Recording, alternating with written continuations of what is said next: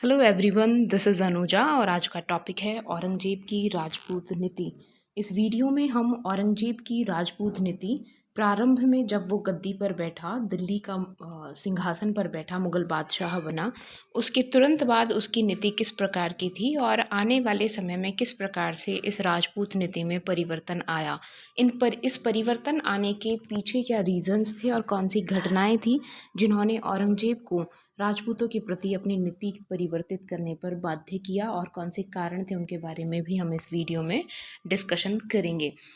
औरंगजेब 1658 में 21 जुलाई को दिल्ली के सिंहासन पर बैठा, मुगल बादशाह बना। इसके जो पिता थे मुगल बादशाह शाहजहाँ के अंतिम वर्षों में उसके जो पुत्र थे दारा, मुराद, शुजा और औरंगजेब, इनके बीच में दिल्ली के सिंहासन के लिए उत्तराधिकार युद्ध हुआ। इस उत्तराधिकार युद्ध के दौरान ये सभी जो शहजादे थे उनके द्वारा अपने पक्ष में ज़्यादा से ज़्यादा मुगल सरदारों और मनसबदारों को करने का प्रयत्न किया गया। औरंगजेब भी इसमें पीछे नहीं रहा और औरंगजेब ने भी अन्य मुगल सरदारों के अतिरिक्त राजपूत मनसबदार और राजपूत मुगल सरदार जो थे उनको भी अपनी ओर मिलाने का प्रयत्न किया और इसमें वो काफ़ी हद तक सफल भी रहा। औरंगजेब ने अपने शासन में शासक बनने से पहले और शासक बनने के तुरंत बाद उसकी जो नीति है औरंगजेब की राजपूतों के प्रति, वो काफ़ी निकटता के संबंध और एक दूसरे पर निर्भरता के संबंध, सहयोग की नीति जिसको कह सकते हैं, वो हमें दिखाई देती है। क्योंकि औरंगजेब को अपने शासन को सुदृढ़ बनाने के लिए, अपने राज्य की स्थापना के लिए और उत्तराधिकार के युद्ध में विजय प्राप्ति करने के लिए इन राजपूत शासकों की मदद की आवश्यकता थी। राजपूत जो मनसबदार थे उनकी सहायता की आवश्यकता थी। तो इस उत्तराधिकार के युद्ध के दौरान इन्होंने राजपूत शासकों से मैत्रीपूर्ण संबंध बनाए रखे। इनमें आमेर का मिर्जा राजा जयसिंह प्रमुख था।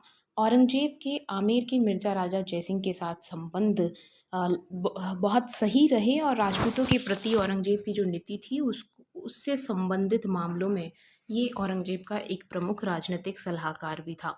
शिवाजी के प्रति जो शुरुआती नीति अपनाई गई औरंगजेब के द्वारा, उसमें भी मिर्जा राजा जयसिंह की सलाह पर काम किया गया। इसीलिए जब पुरंदर की संधि हुई 1665 में, तो पुरंदर की संधि के बाद में ये जयसिंह ही थे जिन्होंने शिवाजी को औरंगजेब के दरबार में उपस्थित होने के लिए राजी किया।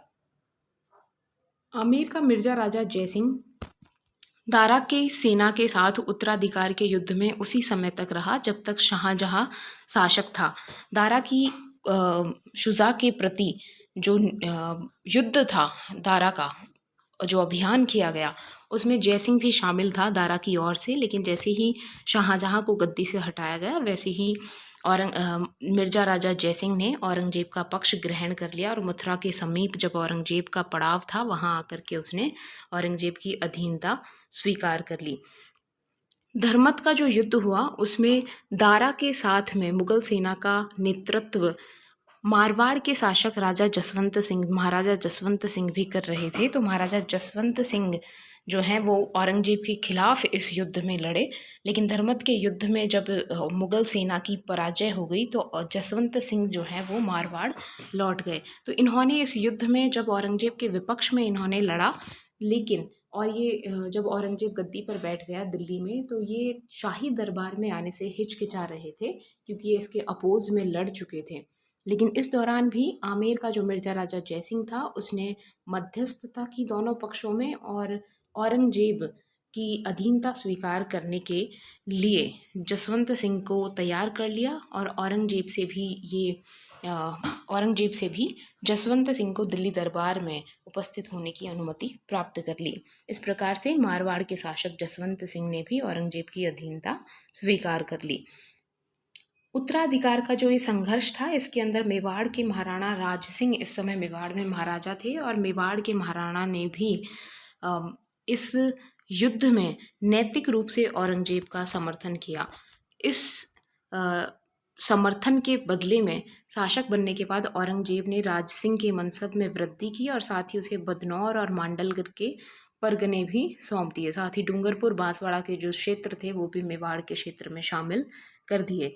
इसके अतिरिक्त अन्य राजपूत राज्यों जैसे किशनगढ़, बूंदी और कोटा के जो शासक थे, उनको भी उन्होंने उचित शाही सम्मान के साथ शाही दरबार में बुलाया गया।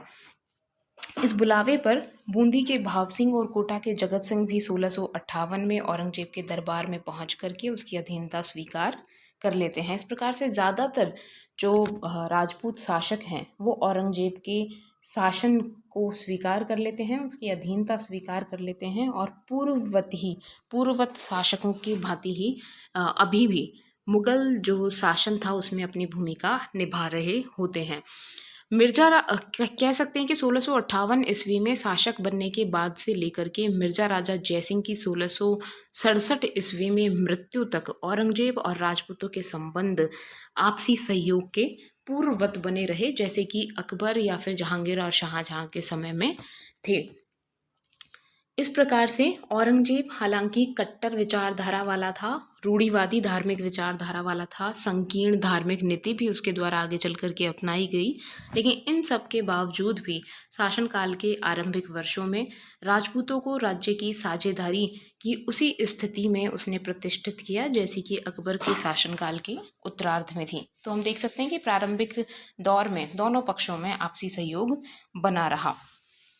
अब धीरे धीरे औरंगजेब और राजपूतों की आपसी संबंधों में परिवर्तन आना शुरू होता है। औरंगजेब जो है उसके द्वारा राजपूतों के विरुद्ध जो है नीति अपनाना शुरू की जाती है। उसके द्वारा बहुत से उपाय ऐसे किए जाते हैं, ऐसे कदम उठाए जाते हैं जिनसे प्रतीत होता है कि राजपूतों के प्रति उसके मन में बहुत अधिक अविश्वास था और उस शासन में राजपूतों को बहुत अधिक हिस्सेदारी प्रदान नहीं करने देना चाहता था। इसकी शुरुआत हम देख सकते हैं 1660 ईस्वी में राणा राज सिंह जो मेवाड़ के महाराणा थे, इनके द्वारा किशनगढ़ पर आक्रमण करके और वहाँ की राजकुमारी चारुमती से विवाह कर लिया गया। तो ये जब कदम उठाया गया तो औरंगजेब ने मेवाड़ के महाराणा राज सिंह से स्पष्टीकरण इसके बारे में मांगा गया। हालांकि राणा ने जवाब दे दिया और कोई कार्रवाई नहीं की गई, लेकिन आगे चल कर के चारुमती की जो बहन थी उससे विवाह मुगल शहजादा औरंगजेब का जो बेटा था उसके साथ उसका विवाह कर दिया गया। साथ ही जो सूबे और जो प्रदेश राणा राज सिंह को प्रदान किए गए थे औरंगजेब के द्वारा, उनको वापस उनकी अनुमति वापस ले दी गई। इसके साथ ही खजुआ का जो युद्ध हुआ जिसमें औरंगजेब के द्वारा शुजा के विरुद्ध, शुजा उसका भाई था, उसके विरुद्ध अभियान किया गया 1659 में। तो इस युद्ध में जसवंत सिंह भी इस समय औरंगजेब की शाही सेना जो थी उसका हिस्सा थे, लेकिन जब युद्ध होने वाला था, बनारस के निकट ये युद्ध हुआ था, तो युद्ध से पूर्व संध्या को जसवंत सिंह ने शुजा के साथ साठगांठ कर ली और उसने मुगल शिविर को ही लूट लिया और लूटमार करके जो धन मिला उसको लेकर के मारवाड़ की ओर वो लौट गया। तो इस प्रकार से औरंगजेब की सेना के साथ उसने विश्वासघात किया। तो औरंगजेब जो है बहुत अधिक क्रोधित हुआ और साथ ही उसके मन में जो ये अविश्वास था वो उसकी वृद्धि होना शुरू हुई राजपूतों के प्रति।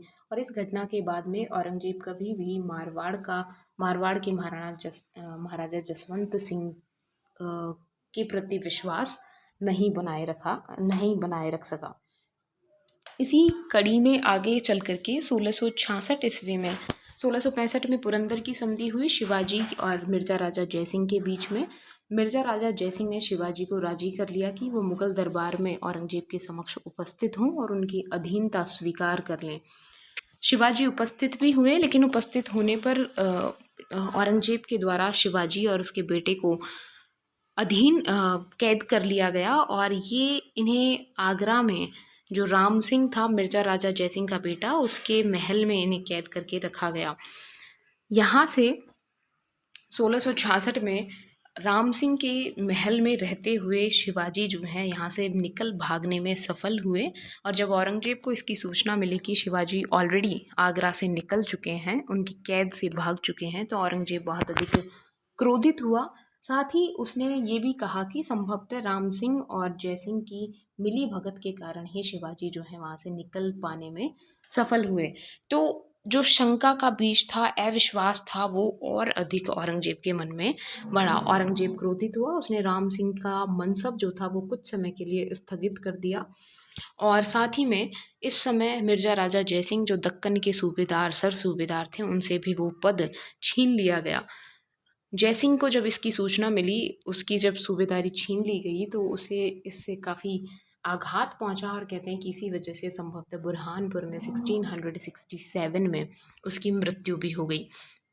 तो ये ऐसी कुछ घटनाएं थी जिनकी वजह से धीरे धीरे औरंगजेब की राजपूत नीति में परिवर्तन आ रहा था। जो विश्वास था पहले, जो सहयोग की नीति थी, अब उसमें अविश्वास की वृद्धि हो रही थी और धीरे धीरे वो औरंगजेब और राजपूतों के मध्य दूरी जो थी वो लगातार बढ़ती जा रही थी। इसी कड़ी में आगे कुछ ऐसी घटनाएं हुई 1666 से लेकर के 1679 के बीच में, जैसे जाटों का विद्रोह हुआ।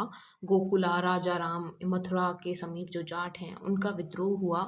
सतनामियों का विद्रोह हुआ। साथ ही में अफगानों, असमियों और मराठों के साथ लगातार औरंगजेब को संघर्ष करना पड़ा।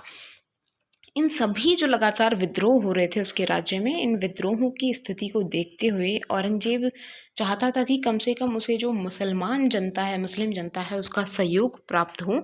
और इस सहयोग के लिए उसने इस्लाम को एक ऐसा धागा माना जिसके माध्यम से इन सभी मुसलमानों को एकता के सूत्र में पिरोया जा सकता है, इनका सहयोग प्राप्त किया जा सकता है। इसीलिए इसने एक के बाद एक बहुत से धार्मिक तौर पर रूढ़िवादी कदम औरंगजेब के द्वारा उठाए गए। इन्हीं में इसने जजिया कर लगाया, तीर्थ यात्रा कर लगाया, इसी प्रकार के मंदिरों को तुड़वाया गया, नए मंदिर बनाने पर रोक लगा दी गई, मरम्मत कराने पर रोक लगा दी गई। इस तरीके के जो संकीर्ण धार्मिक नीति इसके द्वारा आगे चल करके अपनाई गई औरंगजेब के द्वारा, इसकी वजह से औरंगजेब और राजपूत जो हिंदू धर्म को मानते थे, इनके बीच में और अधिक मतभेद और दूरियां बढ़ती गई। साथ ही में औरंगजेब ने जब आगे चल कर के दक्कन नीति अपनाई, दक्कन में वापस से मराठों के विरुद्ध संघर्षरत हुआ, या बहमनी सल्तनत जो थी उसके जो विभिन्न राज्य थे उनके प्रति ये संघर्षरत हुआ, तो ऐसी स्थिति में अब उसने औरंगजेब जो राजपूत मुगल मनसबदार थे उनका सहयोग उसने नहीं लिया। इन लड़ाइयों में उन्हें किसी भी प्रकार का सेनापतित्व प्रदान नहीं किया। तो इससे ये स्पष्ट होता है कि अब औरंगजेब जो है राजपूतों के विरोध में अपनी नीति जो है वो अपना रहा था। साथ ही में जो कुछ प्रमुख राजपूत मनसबदार थे जिनके अंदर मारवाड़ का जसवंत सिंह था, साथ ही में आमेर का राम सिंह था।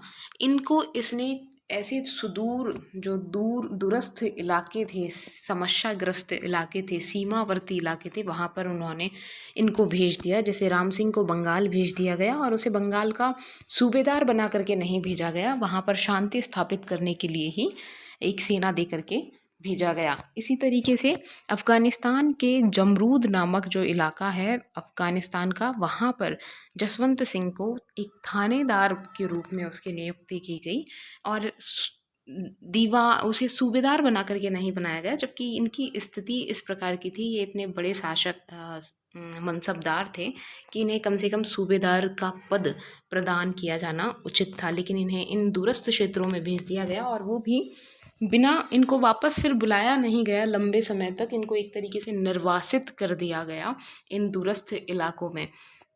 इस तरीके से देख सकते हैं कि किस प्रकार से औरंगजेब के मन में राजपूतों के प्रति अविश्वास था, वो किस प्रकार से इनके प्रभाव को, राजपूतों के प्रभाव को कम करना चाहता था। और इसकी चरम स्थिति उस समय पहुंच गई जब 28 नवंबर 1678 को जमरूद अफ़गानिस्तान में रहते हुए ही महाराजा जसवंत सिंह की मृत्यु हो गई। और क्योंकि उनकी मृत्यु के समय कोई स्पष्ट उत्तराधिकारी नहीं था, तो उसकी वजह से जो औरंगजेब था उसने मारवाड़ का जो इलाका था, मारवाड़ का जो सूबा था, उसको खालसा कर दिया। और इस मारवाड़ के जसवंत सिंह की मृत्यु के पश्चात जो पुत्र उत्पन्न हुए, जिनमें अजीत सिंह शामिल था, जो बाद में मारवाड़ का शासक बना, तो अजीत सिंह की उत्तराधिकार, या फिर कहें कि महाराजा जसवंत सिंह की मृत्यु के बाद मारवाड़ के उत्तराधिकार के प्रश्न को लेकर राजपूतों और औरंगजेब के संबंध पूरी तरीके से कटुतापूर्ण और शत्रुतापूर्ण हो गए। नेक्स्ट वीडियो में हम मारवाड़ और औरंगजेब के बीच में जो उत्तराधिकार का संघर्ष था उसके बारे में, ये जो रिवॉल्ट हुआ मारवाड़ के राठौड़ों का, उसके बारे में अध्ययन करेंगे।